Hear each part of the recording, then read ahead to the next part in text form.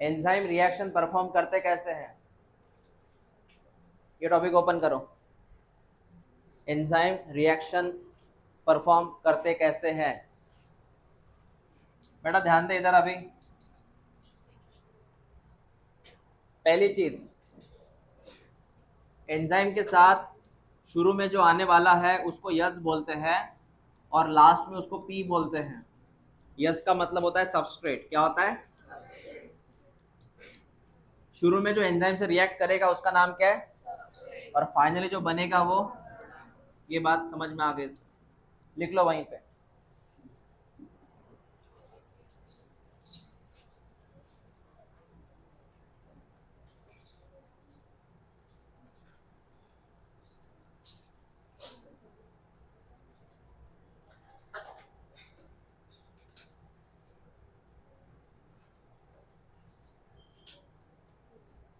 शुरू में जो रिएक्ट होगा वो सबस्ट्रेट, बाद में जो मिलेगा वो प्रोडक्ट होता है।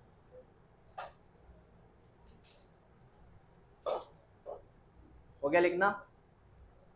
क्लियर है? ओके। हाँ हो गया सर। नेक्स्ट।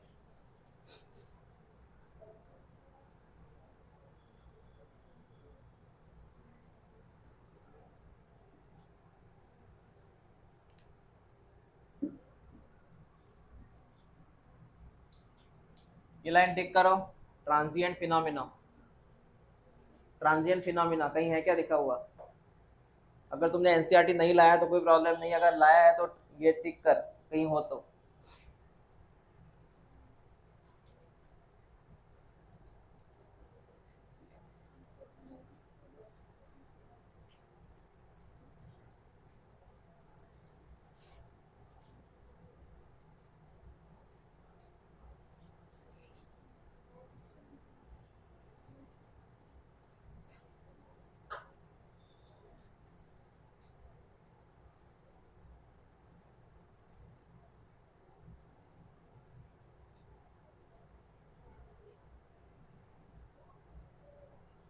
सर ये कौन सा कंसेप्ट है?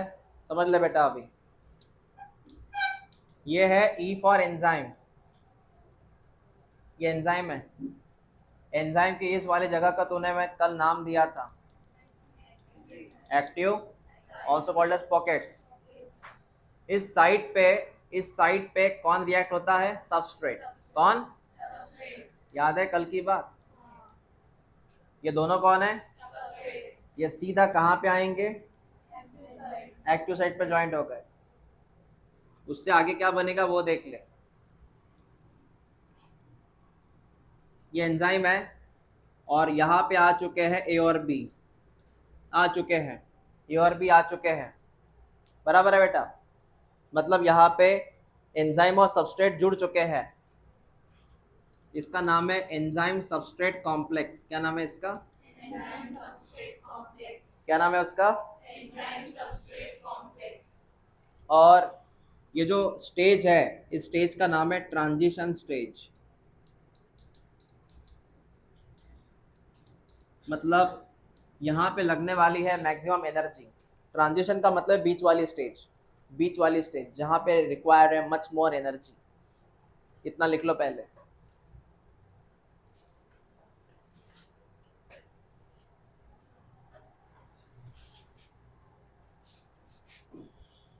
ट्रांजिशन का मतलब बीच वाली स्टेज। एकदम पिक पे आ चुकी है वो, टिप पे।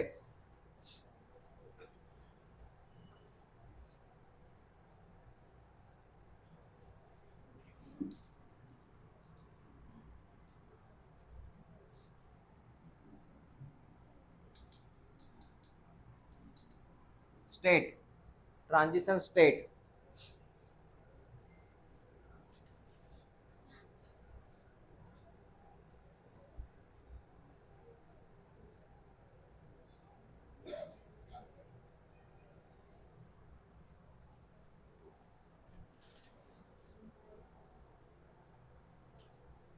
ये है enzyme substrate complex, that is transition state.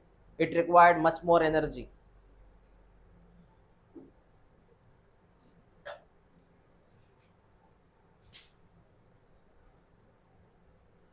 हो गया लिखना ये? हो गया लिखना? ओके सर, सबस्ट्रेट वहां पे आ चुके हैं सर। उसके बाद क्या होगा सर?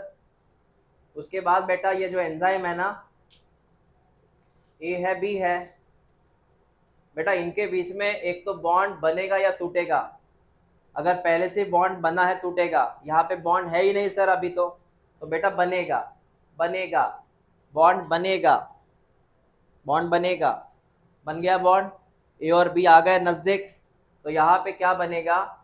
यहाँ पे बन चुका है एंजाइम प्रोडक्ट कॉम्प्लेक्स। कौन सा कॉम्प्लेक्स? बॉन्ड बनने के बाद इसको मैं सबस्ट्रेट नहीं बोलूंगा। सबस्ट्रेट मैं किसको बोलूंगा? जब वो अलग अलग थे, जब वो, तब सबस्ट्रेट। बॉन्ड बनने के बाद क्या बन गया? वो प्रोडक्ट। और लास्ट में क्या होगा? एंजाइम वाले भाई साहब अलग निकल जाएंगे और प्रोडक्ट वाला जो चीज है वो अलग निकल जाएगा।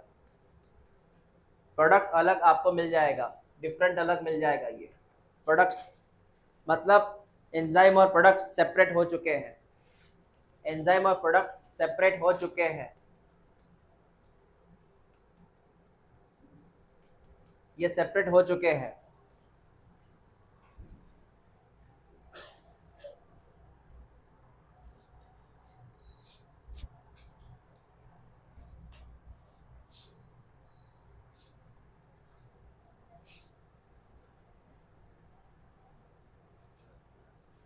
इसको शॉर्ट में तो ऐसा लिख सकता है, पहले एंजाइम की मुलाकात सबस्ट्रेट से हुई, बाद में एंजाइम सबस्ट्रेट कॉम्प्लेक्स बना, बाद में एंजाइम प्रोडक्ट कॉम्प्लेक्स बना, और सबसे लास्ट में एंजाइम वाला अलग, प्रोडक्ट वाला अलग, ऐसा लिख सकता है।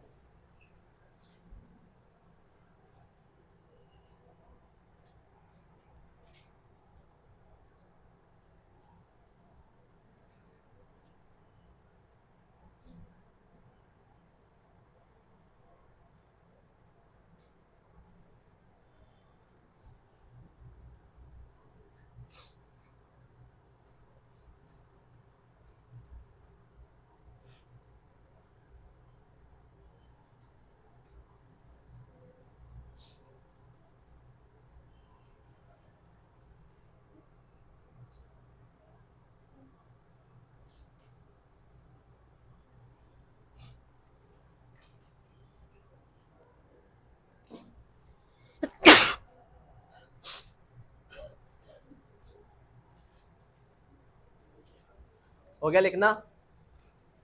हो गया लिखना ये? अरे बेटा हाँ या ना?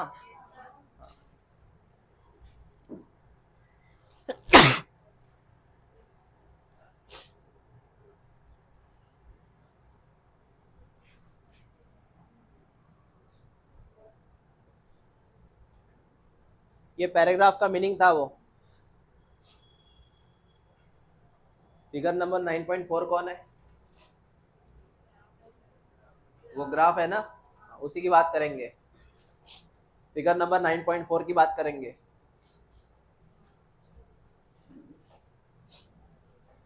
ये ग्राफ ओपन करो, इसको समझते हम बराबर 1 बाय 1।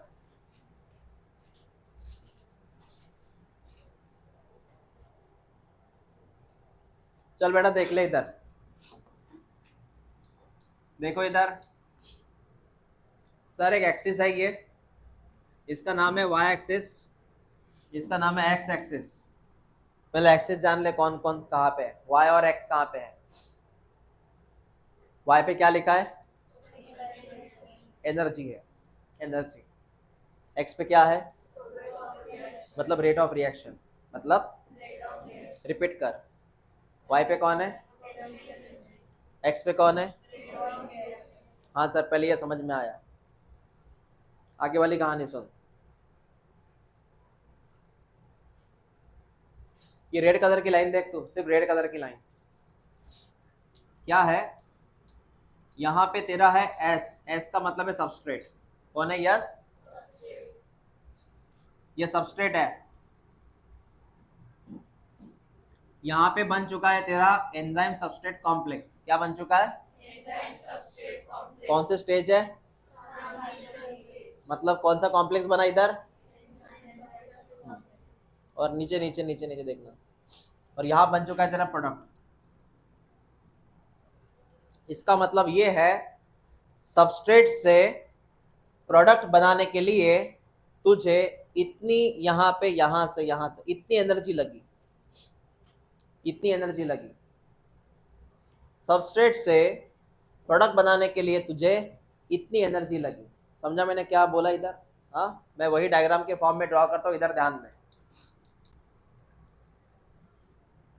ये तेरा है वाई एक्सिस, ये तेरा एक्स एक्सिस, इसमें है तेरा एनर्जी वाला लेवल, और यहाँ पे तेरा है rate of reaction, rate of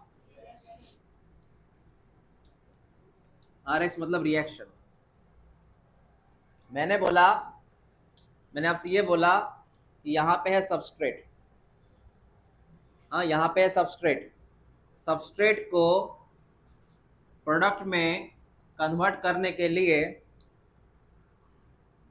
ये एक बीच में लाइन खींच रहा हूँ मैं, सबस्ट्रेट को, जहाँ सबस्ट्रेट है ना वहां से लाइन खींचना। सबस्ट्रेट को प्रोडक्ट में कन्वर्ट करने के लिए तुझे इतनी एनर्जी लगी, इतनी एनर्जी लगी बेटा। ये व्हाइट कलर क्या इंडिकेट कर रहा है? एनर्जी। और ये जो टीप वाला एरिया है, ये पता है इसका नाम ट्रांजिशन स्टेट है। क्या है? खुद देख ले कितनी एनर्जी लगी, बहुत एनर्जी लगी सर, इतनी एनर्जी लगी सर सबस्ट्रेट को प्रोडक्ट में कन्वर्ट करने के लिए। समझा मैंने क्या बोला?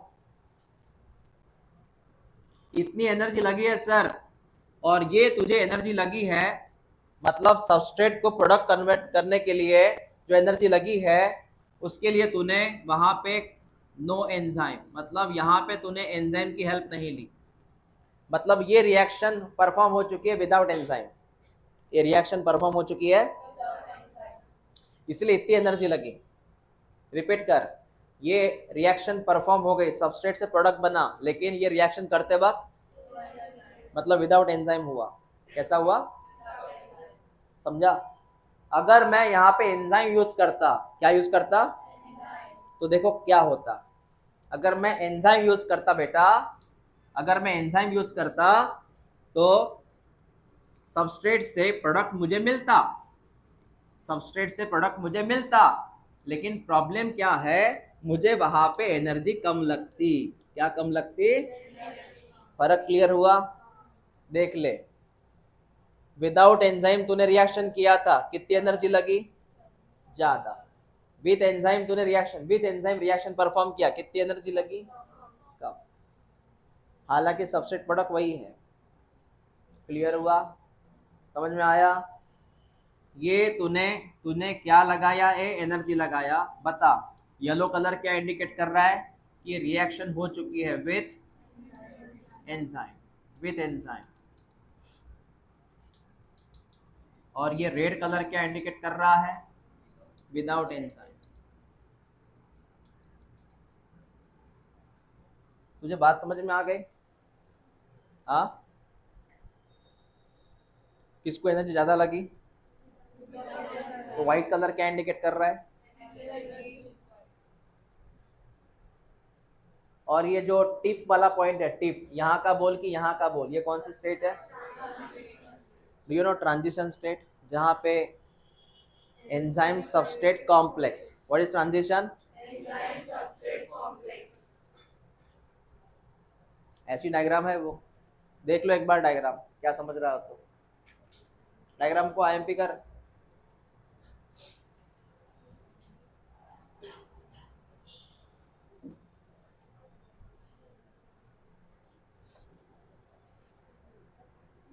मतलब सर सबस्ट्रेट से प्रोडक्ट बन रहा है सर, सबस्ट्रेट से प्रोडक्ट बनाने के लिए यहाँ खर्चा बहुत ज्यादा हो रहा है सर। 100 रुपए जा रहे हैं इधर, इधर कितने रुपए जा रहे हैं? 100 रुपए जा रहे हैं। और वही यहाँ कितने रुपए जा रहे हैं? 10 रुपए जा रहे हैं। रिएक्शन वही हो रही है, यहाँ 100 रुपए खर्च हो रहा है, यहाँ पे कितने रुपए? 10 रुपए। काम तो वही हो रहा है, लेकिन खर्चा बच रहा है बेटा, खर्चा बच रहा है। एनर्जी बहुत लग रही है, एनर्जी कम लग रही है, इसलिए बेहतर ऑप्शन क्या है? रिएक्शन करो। किसके साथ?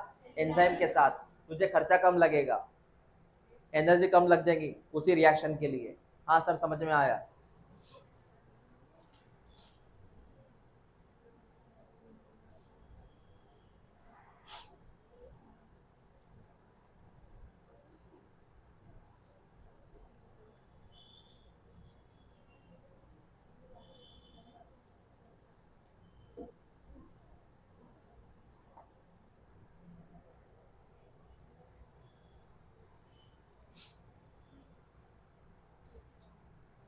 अब एक काम कर, ये जो है ना, ये मैंने एनर्जी बोला ना, क्या बोला मैंने इसका नाम? इस एनर्जी का नाम है एक्टिवेशन एनर्जी। क्या नाम है इसका? हाँ, क्या नाम है इसका? इसके बारे में कुछ लिख ले, अभी लिखो एक्टिवेशन एनर्जी है क्या, लिखो what is activation energy.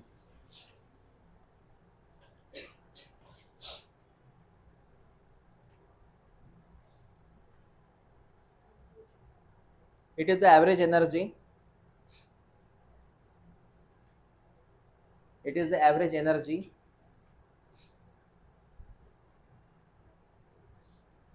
it is the average energy between substrate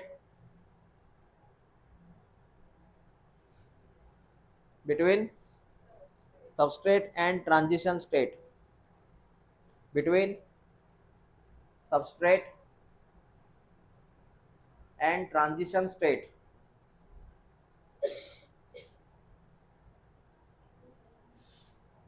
बोलो क्या एक्टिवेशन एनर्जी? ये एनर्जी है किसके बीच में है? सबस्ट्रेट एंड, इसके बीच वाले एनर्जी का नाम क्या है? और सर इस एनर्जी पे एंजाइम का क्या फायदा होता है? एंजाइम का फायदा होता है ना, एंजाइम की वजह से ये जो एनर्जी है वो कम लगती है, वो कम लगती है। तो लिखो next, enzyme helps, enzyme helps to reduce activation energy, enzyme helps to reduce activation energy.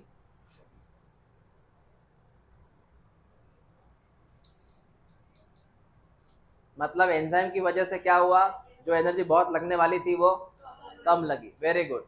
अब एनसीईआरटी ओपन कर, मैं जितना बोलूँ वो टिक कर। व्हाट इज एक्टिवेशन एनर्जी, ये लाइन टिक कर।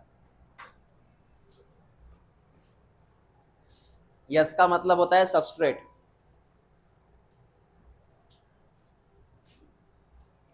और एंजाइम की वजह से क्या हुआ वो भी टिक कर। एंजाइम ने क्या किया?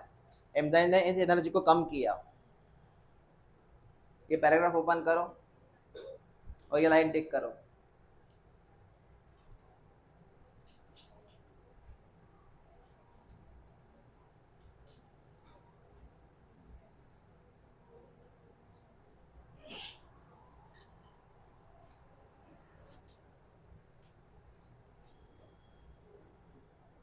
हो गया? आपके लिए क्वेश्चन है, एंजाइम की मुलाकात सबस्ट्रेट से, उससे सबस्ट्रेट कॉम्प्लेक्स बनेगा, उससे एंजाइम प्रोडक्ट बनेगा, एंजाइम अलग होगा, प्रोडक्ट अलग होगा। इनमें मुझे आप बताओ सबसे हाई एनर्जी लेवल जहाँ पे एनर्जी बहुत लगती है यहाँ पे, या फिर यू नो दैट जहाँ पे एनर्जी की रिक्वायरमेंट ज़्यादा होती है, high energy state, higher energy state, वो कौन सी है? मतलब नाम बताओ कौन सा है? एग्जैक्टली ये होता है हाई एनर्जी स्टेट, ये होता है हाई एनर्जी स्टेट। इसी का नाम है transition state, transition state. High energy state मतलब ट्रांजिशन स्टेट, जो है एंजाइम सबस्ट्रेट कॉम्प्लेक्स वाली स्टेट।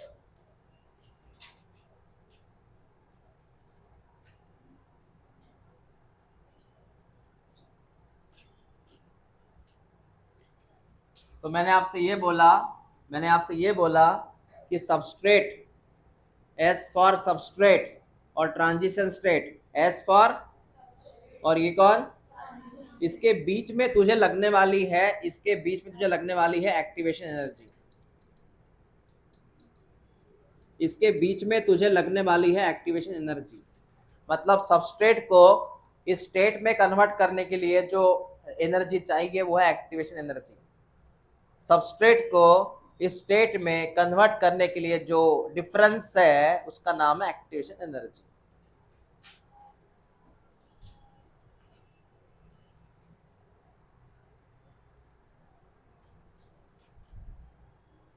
हाँ सर, समझ में आया क्या था ये कंसेप्ट। वो डायग्राम भी क्लियर हो चुकी है बेटा, वो डायग्राम आईएमपी है। क्लियर है? नेक्स्ट क्या पैटर्न है वहाँ का? नेक्स्ट क्या हेडलाइन है? नेचर ऑफ, हाँ,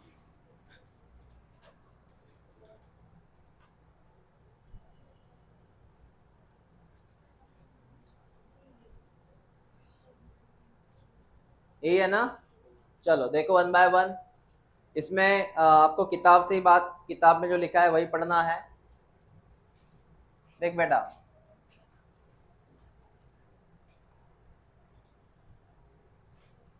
तुझे पहले ये समझ में आया क्या? देख ले, enzyme substrate react to each other, कौन बना? Enzyme substrate complex. उससे बाद में कौन बना? ये भी कॉम्प्लेक्स ही है। उसके बाद एंजाइम अलग, प्रोडक्ट अलग। हाँ सर, समझ में आया।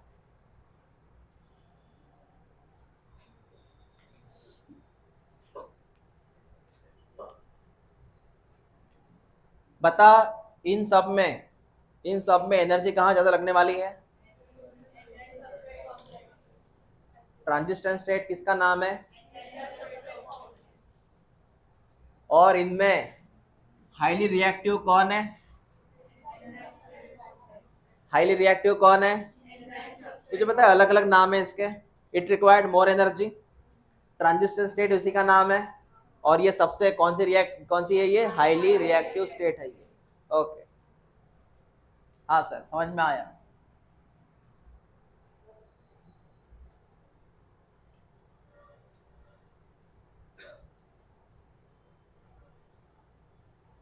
ये पॉइंट लिखे क्या वहां पे? कहाँ? ओके, पहला पॉइंट देख लो बेटा, वही कहानी है, वही मैं रिपीट कर रहा हूँ, ऑलरेडी मैंने पढ़ाया है ये। पहला पॉइंट ये है कि एंजाइम जो होता है उसके साथ उसका ये एक्टिव साइट है। मैं पॉइंट के हिसाब से पढ़ाऊंगा। पहला पॉइंट पढ़ा रहा हूँ मैं, सर ये एंजाइम है, उसका एक्टिव साइट है। और वहाँ पे कौन ज्वाइंट होने में? अभी सबस्ट्रेट। बेटा वहाँ पे कौन ज्वाइंट होने में है? सबस्ट्रेट ज्वाइंट होने में है। ये आपका पहला पॉइंट। चल, पहला पॉइंट हो गया। दूसरा point soon, the binding of substrate induce the enzyme alter its shape and fitting tightly around the substrate. अब ये दूसरा पॉइंट सुन क्या है। सबस्ट्रेट यहाँ पे ज्वाइंट जैसे होता है, एंजाइम अपना रूप बदलता है, एंजाइम अपना आकार बदलता है, एंजाइम अपना आकार बदल देता है। मतलब दूसरे में क्या बोला उन्होंने कि substrate tightly bound with enzyme या substrate tightly bound with active site, जिसकी वजह से किसने अपना आकार बदल दिया? एंजाइम ने। क्या बोला? देख ले, सबस्ट्रेट एंजाइम से टाइटली बाइंड हुआ, टाइटली बाइंड की वजह से ये जो एंजाइम है ये भी सबस्ट्रेट से टाइटली बाइंड हुआ, उसकी वजह से एंजाइम क्या हुआ? मतलब बराबर है बेटा। और फिटिंग मोर टाइटली, तुझे पॉइंट समझ में आया क्या? एंजाइम फिटिंग मोर टाइटली अराउंड, एंजाइम फिटिंग मोर टाइटली अराउंड, समझा तुझे? ये दो डायग्राम बना ले, वो दो पॉइंट पे, वो दो पॉइंट है ना, वहाँ डायग्राम बना लेंगे या नोटबुक में लिख।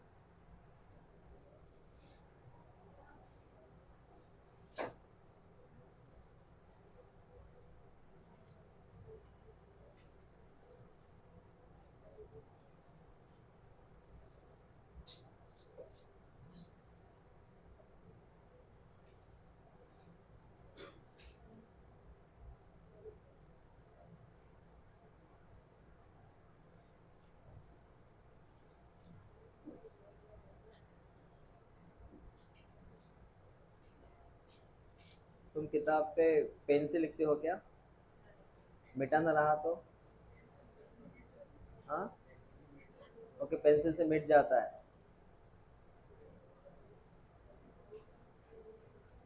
तो खोड़ नको मग तिथे।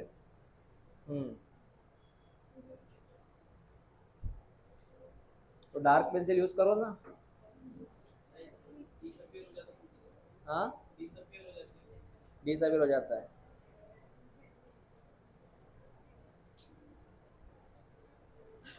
ओके, चलो हो गया सर ये। आ, सर इंड्यूस का मीनिंग क्या है? इंड्यूस का मतलब एक्टिव। इंड्यूस का मतलब है एक्टिव। जैसे ये सबस्ट्रेट एंजाइम के कांटेक्ट में आया, सबस्ट्रेट एंजाइम के कांटेक्ट में आया, एंजाइम एक्टिव हो गया। सबस्ट्रेट कांटेक्ट में आया एंजाइम के, एंजाइम इंड्यूस हुआ। इंड्यूस का मतलब एक्टिव, और उसने उसको ऐसे जकड़ लिया, क्लोजली टाइट कर लिया।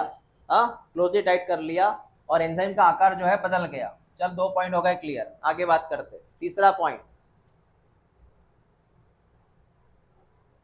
तीसरा और चौथा पॉइंट सुन ले बेटा। हमारा कंसेप्ट ऐसा था, एंजाइम अपना रूप बदल दिया था। ये एंजाइम है सर, और यहाँ पे सबस्ट्रेट है सर। सुन ले बेटा क्या हो रहा है। Active site of an enzyme now in close proximity to the substrate break the chemical bond of substrate and new enzyme product complex form। वो क्या करेगा ये एंजाइम, ये तेरा थर्ड पॉइंट है। ये क्या करेगा एंजाइम? सबस्ट्रेट के बॉन्ड तोड़ेगा या जोड़ेगा? सबस्ट्रेट के बॉन्ड, बॉन्ड पहले से है तो तोड़ेगा, बॉन्ड पहले से है तो, और नहीं है तो जोड़ेगा। लिख के ना मैं ए और बी वाला एग्जांपल। इसमें अगर बॉन्ड पहले से है तो तोड़ेगा, नहीं है तो जोड़ेगा, वो काम करेगा। इससे क्या होगा सर? इससे तूने वहां पे बॉन्डिंग चेंज किया। तूने क्या किया? बॉन्डिंग चेंज किया। एक तो तोड़ेगा या जोड़ेगा। इससे बेटा यहाँ पे एक चीज बनेगी। कौन बनेगा? प्रोडक्ट। क्या बनेगा? प्रोडक्ट। क्या बनेगा? सबस्ट्रेट का बॉन्ड तोड़ना जोड़ना, उससे ऑब्वियसली क्या बनेगा? प्रोडक्ट बनेगा। समझ में आया तुझे? ये है तेरी थर्ड डायग्राम, टिक कर लो। बॉन्ड चेंजिंग हुआ उधर से, बॉन्ड चेंज।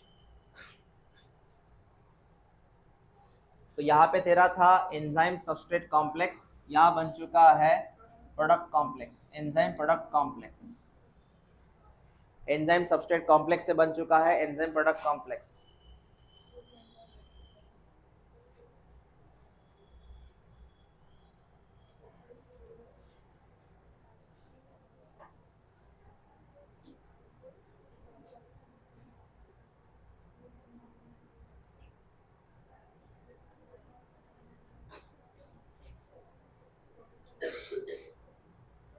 बेटा हो गया लिखना? हो गया 3 पॉइंट। कौन बन के रेडी है? एंजाइम प्रोडक्ट कॉम्प्लेक्स रेडी है। उसके बाद क्या होगा सर? उसके बाद कुछ नहीं बेटा, तेरे पास जो ये है, एक काम करता हूँ, पॉइंट नंबर 4 यहीं लिख देता हूँ। पॉइंट नंबर 4 यहीं लिख देता हूँ। पॉइंट नंबर 4 में क्या होगा? पॉइंट नंबर 4 में तेरा जो एंजाइम है उसका जो पहला रूप था वो उसमें कन्वर्ट होगा। यस, एंजाइम का पहला रूप देखो कैसा था, तूने डायग्राम देखो ऐसे ड्रॉ किया था। एंजाइम का अपना पहला रूप आ जाता है, वो ऐसे ऐसे नहीं रहता, ये सिर्फ बीच में रहता है, अपने पहले रूप में आ जाता है। एंजाइम फ्री प्लस बेटा कौन फ्री, मतलब पॉइंट नंबर 4 में क्या हुआ? Both are release, both are release या बोथ आर फ्री। और एंजाइम का अपना ओरिजिनल रूप आ गया, रिफॉर्म हो गया, वो अपने रीशेप में आया, प्लस कौन रिलीज हुआ? प्रोडक्ट। That's a concept. ये लिख लो चौथा पॉइंट, फ्री एंजाइम हो गया सर।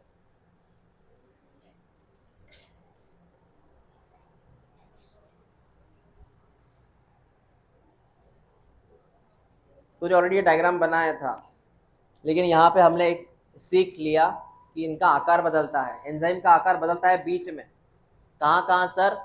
ये सबस्ट्रेट कॉम्प्लेक्स के वक्त और प्रोडक्ट कॉम्प्लेक्स के आकार चेंज होता है। ये हो गया लिखना? अब पूरी कहानी का एक बार सुन लो। पॉइंट नंबर 4 में एक और बात किया था बेटा, ध्यान दे इधर। ये तेरे सबस्ट्रेट है, ये तेरे सबस्ट्रेट है, ये तेरे सबस्ट्रेट है बेटा। या फिर काम करते हैं, इनको लाइन में लगाते हैं ऐसे, मेरी बात समझना। ये तेरा सबस्ट्रेट है,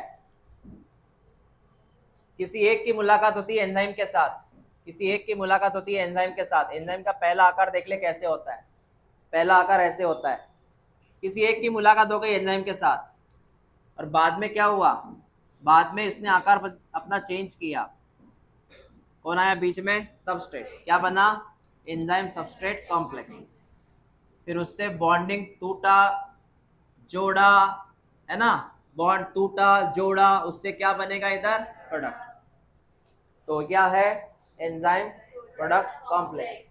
लास्ट में क्या बोला मैंने, एंजाइम अपने ओरिजिनल रूप में आएगा जब वो रिलीज होगा, plus product as it is. समझ में आया। तो सर यहाँ पे क्या बात किया उन्होंने, ये जो एंजाइम वाले भाई साहब है, ये वापस यहाँ पे आते हैं दूसरे सबस्ट्रेट के लिए, मतलब वही एंजाइम वापस आता है रिएक्शन परफॉर्म करने के लिए फॉर दी अनादर सबस्ट्रेट। ये तो चला गया ना बेटा पहले वाला, काय के लिए आता है, सेकंड सबस्ट्रेट के लिए। मतलब ये समझ तो, ये सबस्ट्रेट पैसेंजर है, कौन है ये, और ये ऑटो है, ये ऑटो है। ऑटो ने किसको छोड़ा, पैसेंजर को। वापस वही ऑटो कहाँ पे आया, उसी स्टेशन पे। ये बस स्टैंड है ना बेटा, कौन है ये, वहाँ पे ऑटो बार बार आते रहता है ना, कि ऐसा हुआ क्या ऑटो ने छोड़ दिया, ऑटो गायब हुआ, नहीं, वही ऑटो वापस आता है सेकंड पैसेंजर के लिए। समझा तुझे, हाँ सर समझ में आया।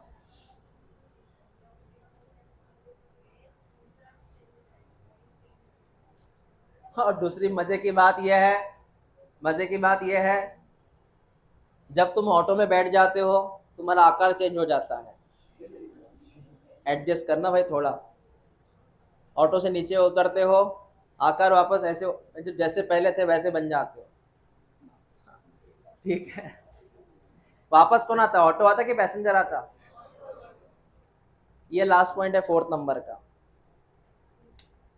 वहां लिखा है कि एंजाइम वापस आता है रिएक्शन के लिए, मतलब अकेला एंजाइम कितनी रिएक्शन कर सकता है, अकेला एंजाइम कितनी रिएक्शन कर सकता है। अब बता यहाँ पे कितने सबस्ट्रेट है, मतलब किसका नंबर ज्यादा हुआ, सबस्ट्रेट का, और एंजाइम तो वही है ना कांस्टेंट, तो कौन कांस्टेंट है, और किसका नंबर ज्यादा है, हाँ ऐसा रहता है। ये आपका fourth number point. Okay 4 point हो गए बेटा, हो गया क्या वो, हाँ हो गया वो।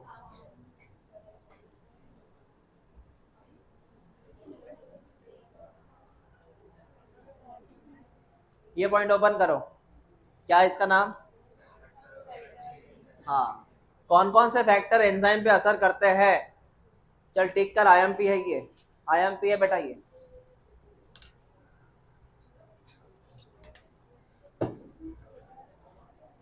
आईएमपी है, इसकी डायग्राम आती है। सर कौन कौन से फैक्टर का असर होता है एंजाइम पे, सबसे पहले टेम्परेचर पीएच, पहला है टेम्परेचर पीएच, यस।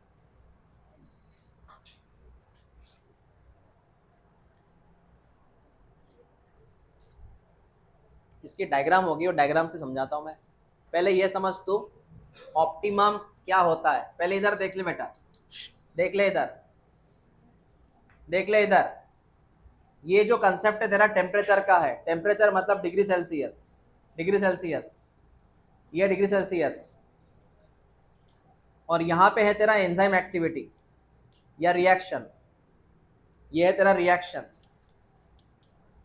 हाँ तो ये बात समझ, अभी मुझे बोलना क्या है, मुझे बोलना क्या है।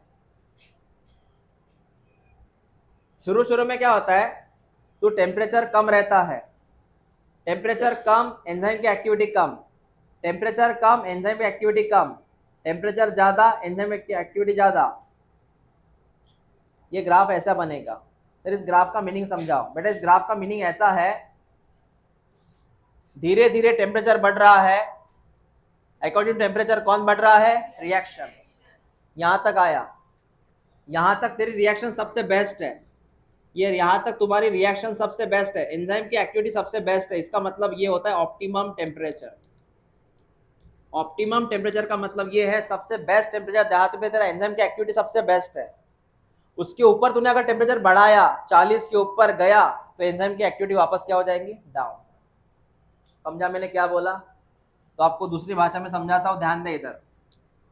देख बेटा 10 degree, 20 degree, 30 degree, 40 degree, 50 degree. अब मेरी बात सुन, एंजाइम के लिए एंजाइम के लिए टेम्परेचर कौन सा अच्छा है? 30 से 40 के बीच में। यहाँ पे सबसे बेस्ट परफॉर्म करेगा अपनी एक्टिविटी। उसके नीचे थोड़ा एंजाइम रिएक्शन कम रहेगा, या उससे ऊपर एंजाइम की रिएक्शन कम रहेगी।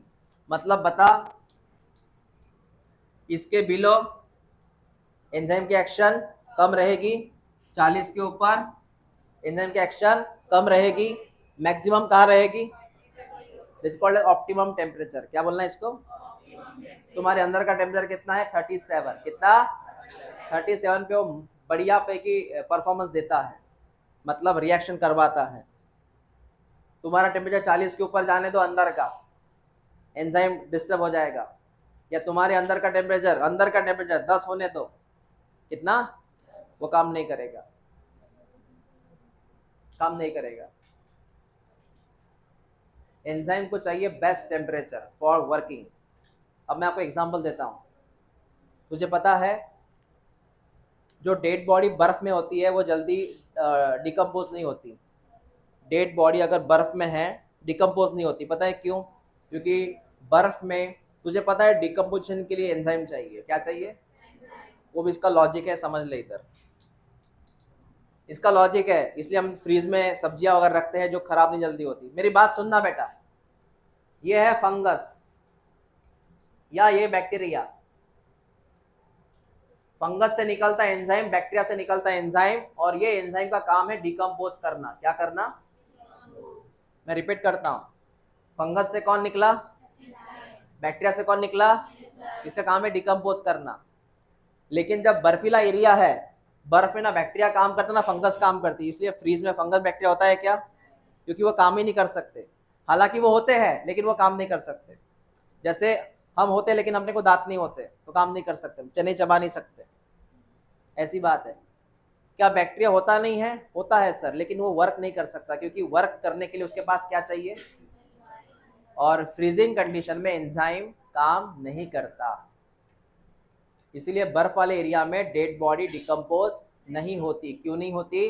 क्योंकि वहां पे बैक्टीरिया फंगस अगर हुआ भी तो वो काम क्यों नहीं करेगा? क्योंकि उसका कौन काम नहीं करता? चने को चबाने के लिए माउथ की जरूरत है कि दांतों की? माउथ है आपके पास लेकिन दांत नहीं है ना बेटा, समझा? तो चने चबाने के लिए माउथ नहीं, क्या चाहिए? दांत। क्या चाहिए? दांत। मतलब कौन? एंजाइम। तो बॉडी को डिकम्पोज करने के लिए कौन चाहिए? जो टेम्परेचर पे काम करेगा, लेकिन टेम्परेचर अच्छा होना चाहिए। अब मैं आपको बोलता हूं, यहाँ पे अपने यहाँ पे ऐसा टेम्परेचर है एशिया में, यहाँ पे मैं बोलूंगा ट्रॉपिकल। ट्रॉपिकल एरिया हमारा कौन सा एरिया? ज्योग्राफी के हिसाब से ट्रॉपिकल, मतलब यहाँ पे धूप ज्यादा है। यहाँ पे तू देखना, अगर किसी का अगर जंगल में अभी मौत हुआ तो जल्दी स्मेल आता है, मतलब बॉडी जल्दी डिकम्पोज होती है। यहाँ पे बॉडी डिकम्पोज क्यों जल्दी होती है? क्योंकि यहाँ पे टेम्परेचर ऐसा है। टेम्परेचर की वजह से एंजाइम जल्दी काम करते हैं, एंजाइम की वजह से बॉडी क्या होती है अपनी यहाँ पे? डिकम्पोज। इसलिए आपने फूड चेन ज़्यादा है, पता है तुझे? बॉडी डिकम्पोज होना, उसके केमिकल मिट्टी में जाना, बॉडी डिकम्पोज होता, उसकी केमिकल मिट्टी में जाना, मिट्टी की केमिकल वापस पौधे में आना, इसको बोलते हैं food cycle, nutrient cycle. Decompose जल्दी होनी चाहिए बॉडी, इसलिए यहाँ पे अपना पॉपुलेशन भी ज़्यादा है, डाइवर्सिटी भी ज़्यादा है। इसका एकमेव कारण है एंजाइम। हाँ सर, बात समझ में आ गई। तो टेम्परेचर का असर एंजाइम पे होता है बेटा। मैंने कल ही आपको एग्जांपल दिया था। ये धूप में पेड़ क्यों मर जाते हैं? धूप में पेड़ क्यों मर जाते हैं? क्योंकि टेम्परेचर इतना ज़्यादा होता है कि तुम्हारे पेड़ के अंदर का एंजाइम मर जाता है। पेड़ में कौन सा एंजाइम है? मर जाता है वो, उससे पेड़ मर जाएगा। हाँ सर, बात समझ में आ गई। तो बता, व्हाट इज ऑप्टिमम टेम्परेचर?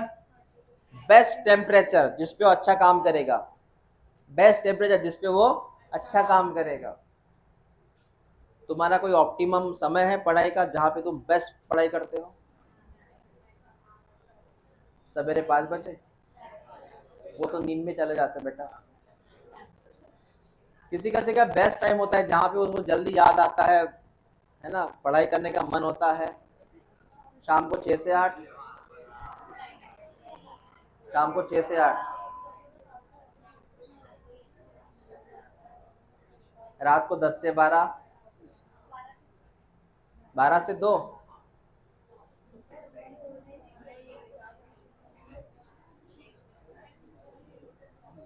सवेरे 4 से 6 किसका टाइम है बेस्ट पढ़ाई का? 4 से 6 नहीं है, 5 से 7, सवेरे 5 से 7,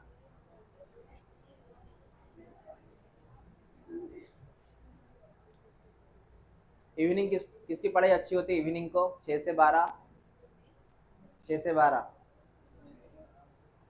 दोपहर में पढ़ाई किसकी अच्छी होती है? 3 से 6, ओके।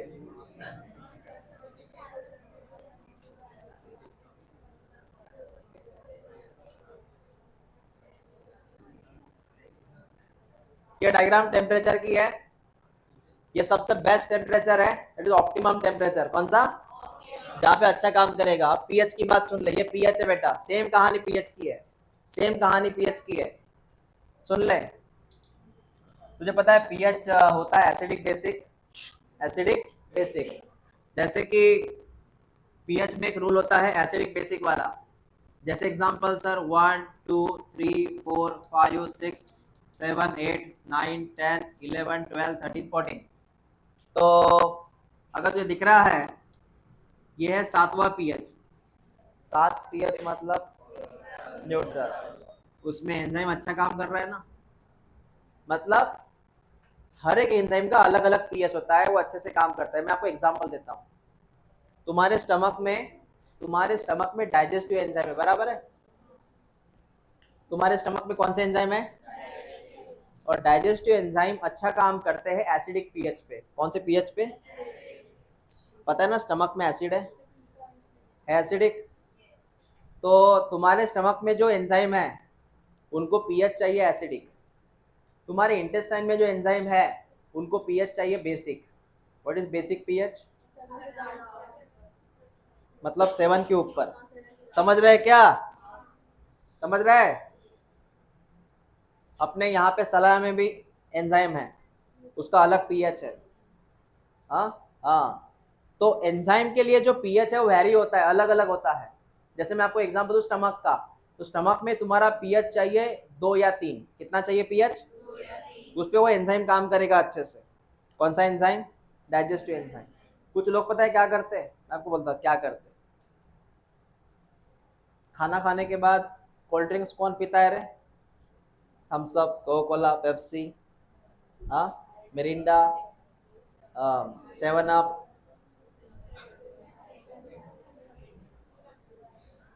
माजा कोल्ड ड्रिंक है क्या बेटा? कोल्ड ड्रिंक्स कौन पीता है खाना खाने के बाद? कोल्ड ड्रिंक मतलब सोडा होता है ना, या सोडा कौन पीता है वो 10 रुपए वाला?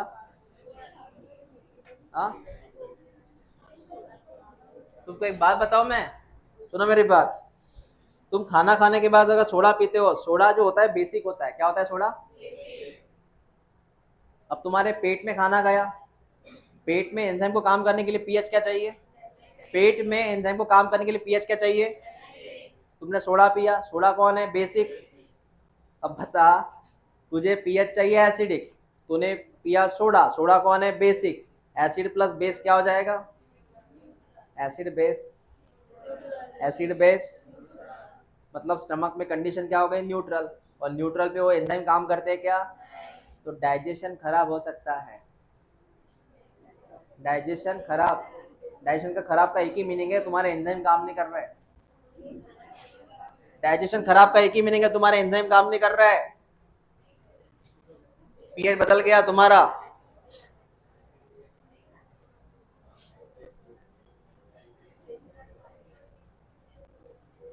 बात समझ में आ गए? इतने कितने पॉइंट हो गए कवर? 2। कौन कौन से? इतना हो गया? हाँ, प्रेजेंट हो गई तुम्हारी। ठीक है, बाकी कल बात करेंगे। सुनो मेरी बात, तुम्हारा लास्ट चैप्टर क्या था? लास्ट चैप्टर क्या था? हाँ, तुम्हारी बायोमोलिक्यूल पे टेस्ट हुई क्या? कब हुई?